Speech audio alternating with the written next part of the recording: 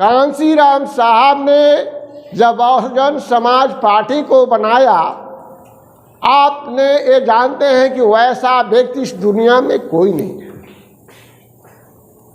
आप चिंतन करेंगे और विचार करेंगे, सोचेंगे, मंथन करेंगे, तब आपको पता चलेगा। कांशीराम साहब ने अपने घर से निकल गया, मतलब वहाँ नौकरी छोड़कर निकल गए और समाज को बढ़ाने के लिए बहुत से कठिनाइयाँ किया और संगठन बनाया, उसके बाद पार्टी बनाया। लेकिन आज जो नेता जो है, जो बनता है, उसको कम से कम 10 बीघा, 20 बीघा, 50 बीघा जरूर जमीन रहता है, ताकि उसकी व्यवस्था ठीक रहती है।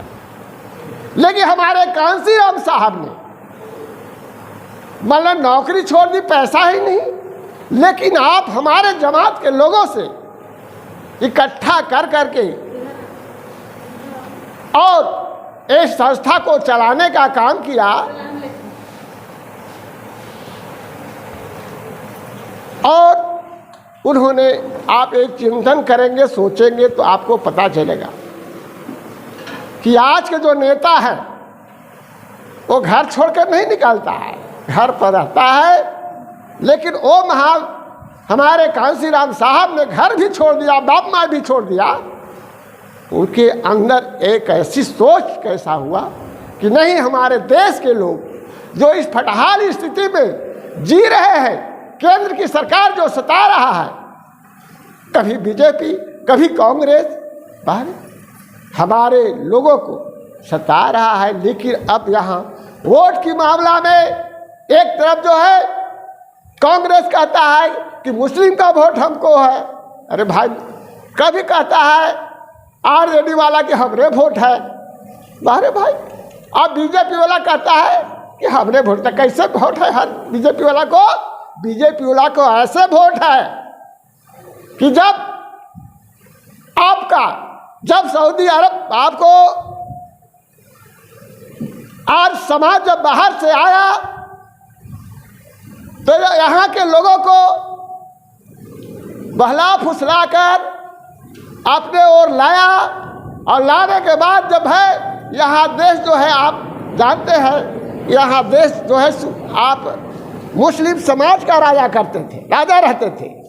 और उनको जो है वो अपने बेटी बहू को दे करके भी वो जो है आपको कह रहे हैं, जो स्वर्ण जाति के जो लोग हैं, आज जो लोग हैं, जो आया था, अपने बेटी बहू को भी दे करके और अपना अथी कर रहा था, राज चलाने लगा, मतलब जमींदारी चलाने लगा।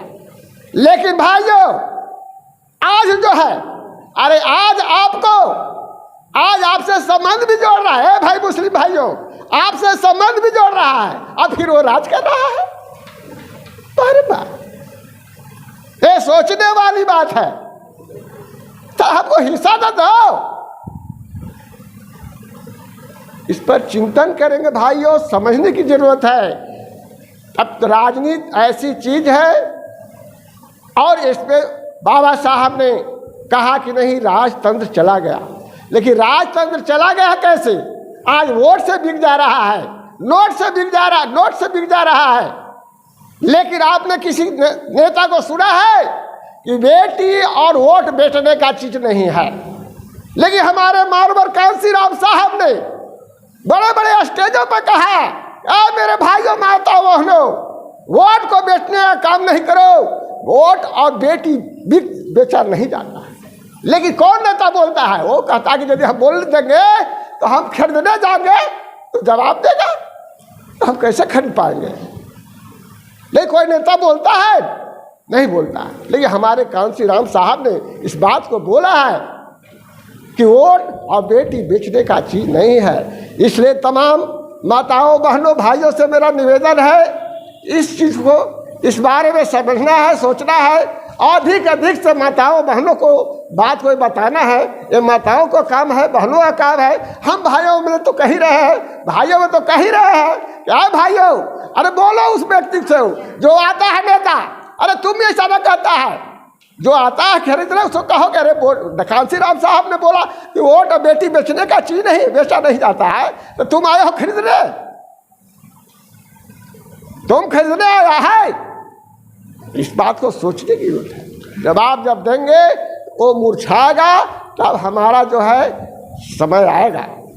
जब तक ले आप जवाब नहीं देंगे और समझेंगे नहीं, अपने ओर वोट आकर्षित नहीं करेंगे, तब तक राष्ट्र नहीं आने वाला। इसलिए राष्ट्र लाने के लिए हमारे जितने बहुजन समाज के लोग हैं, उसमें हिंदू मुस्लिम समाज का और बैकवर्ड समाज के लोग जो है, खास करके दलित और पिछड़े लोग जो है, एक सबको तो एक होगा।